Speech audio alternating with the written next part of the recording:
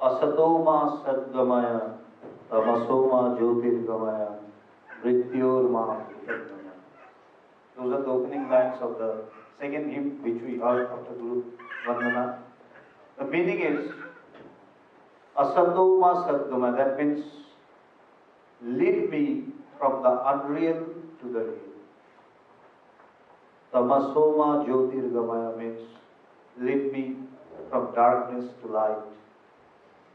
And then Mrityormamritamgamaya, lead me from death to immortality. This is a prayer. And this is a prayer for the whole universe. A prayer which says that lead me from the unreal to the real. Vedanta says, which is the subject, which is the very subject of International Vedanta Society, the word Vedanta, which means Upanishads, which means ultimate knowledge, which means the supreme knowledge, the end of the, or the culminating point, or the essence, or the gist of Vedas, that is Vedanta or Upanishads. It's the same. It says that this world that we are seeing is not real. But it doesn't mean that it does not exist.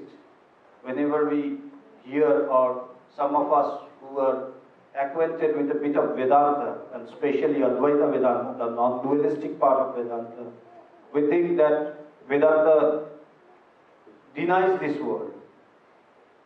It denies your family, it denies your society, it denies your property, it denies your everything, your bank balance, everything is gone.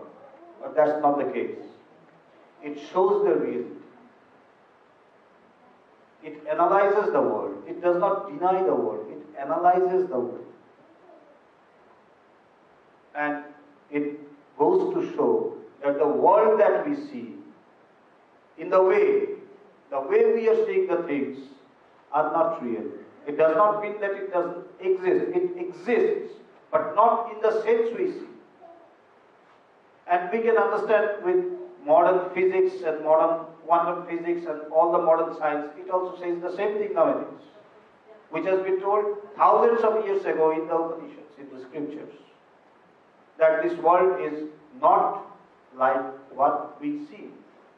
For example, we see the world through our five senses. We perceive it, we comprehend it with five senses. But if a man has one sense less, for example, a blind person, his world and our world is completely different. Because his one sense organ is not working. So the world which he comprehends and the world which we comprehend, we the normal beings who are being gifted by God, all the sense organs in the normal way, their perception is different. Again, if a person has a sixth sense, one sense more, then the world which he will see will be completely different from what we see.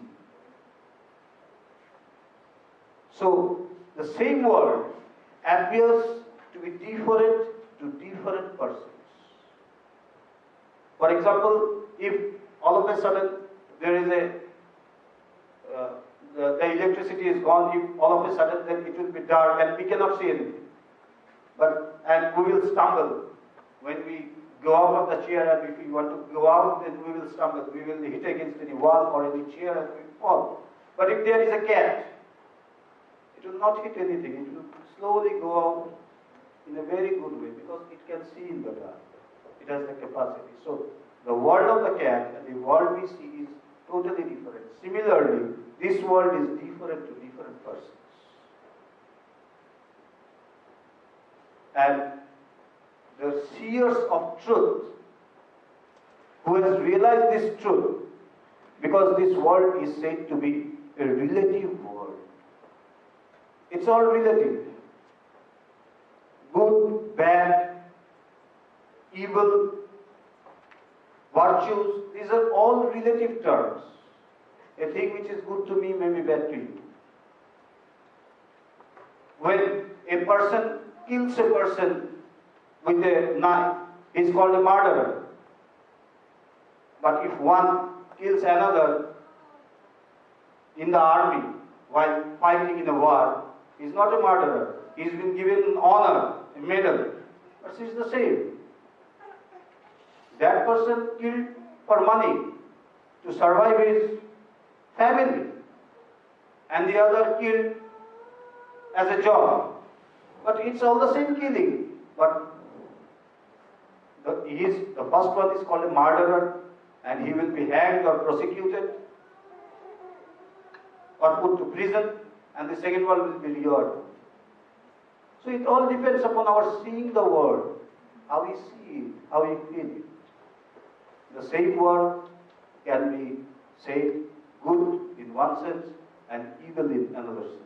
So all these terms, what we know, good, bad, legal, illegal, right, wrong, these are all relatives. For example, if we think one thing to be good today, after some few years, we see, no, it was not actually good to me. It becomes bad. What was right to me 5 years ago, now suddenly I see, no, that was not right actually. I was wrong. So these are all relative things. But Vedanta shows you the ultimate, the absolute, and that is why it is known as the supreme knowledge, the ultimate knowledge, because it speaks of the ultimate truth. It speaks of the supreme truth. That truth which is not relative. That truth which speaks of oneness of the whole universe. Not just we as brothers. Vedanta doesn't believe in brotherhood. Vedanta believes in oneness. There is a vast difference between brotherhood and oneness. Oneness means we are all one with the whole universe.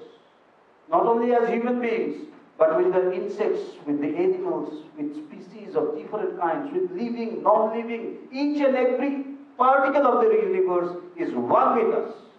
This is the knowledge of Vedanta. That in the real nature of ourselves, we are all one and indivisible. The divisions we see are not real.